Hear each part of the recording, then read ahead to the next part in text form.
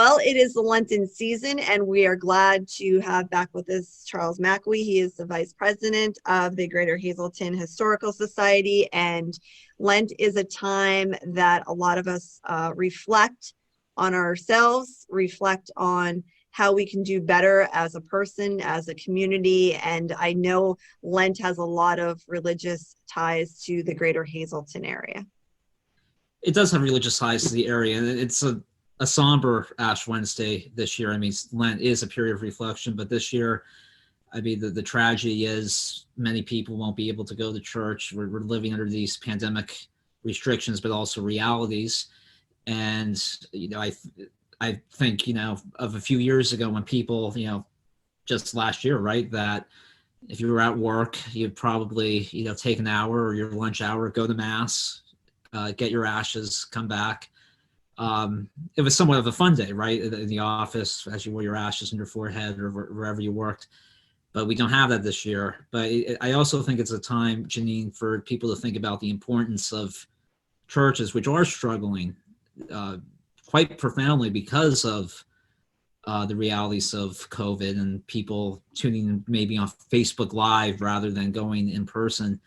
And, those collection baskets are lean right now, and that, of course, raises questions about the future, I imagine, of churches everywhere.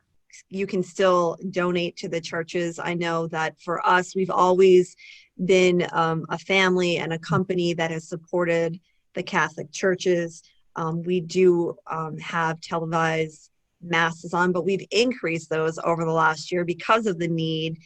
Because people are searching for some kind of normalcy and they are turning to their faith. What a great time as the Lenten season to really focus internally on our faith and to practice our religion and to, like you said, you are allowed into churches within reason. You do have to wear your mask, but we do offer, there's so many ways that you can attend mass.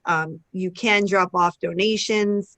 I know that, people might think because the church aren't, open to full capacity, that they do not have the same financial obligations. However, they do. In 1961, 63% of America's population, in terms of church membership, 63% were going to church.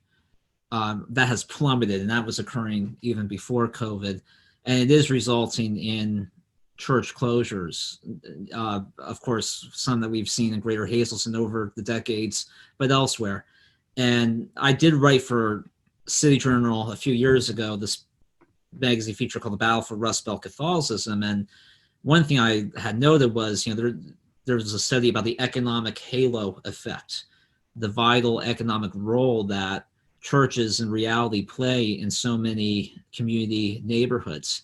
And by their estimation, they projected that a typical church in like an urban neighborhood, for example, generated over $1.7 million annually in economic impact. Now, I don't know if that level would be necessarily the case for some of our churches in the Hazleton area, but there isn't a halo effect, undoubtedly, in many parts of this area because of churches and the community role they play. And look, I mean, we continue to see church closures, as we know. Holy Trinity, Russian Orthodox, that recently closed in McAdoo, and the Standard Speaker recently referenced it, profiled it. And I was struck by the one quote. The guy said, "We lost something.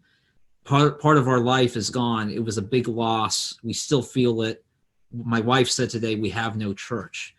So, this Ash Wednesday and throughout Lent, we may not be going to mass with the frequency that we once had because of COVID, but it's certainly important to remember to, at a minimum, as a charitable act, perhaps consider supporting your parish with a donation or your church, wherever that may be, because they do that's in some ways a foundation for the Greater Hazleton area.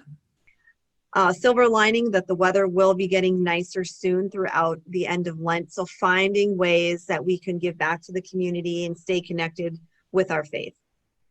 Absolutely. And we need to keep that. And yes, I mean, by historical standards, churches have always played a crucial role in the Hazleton area.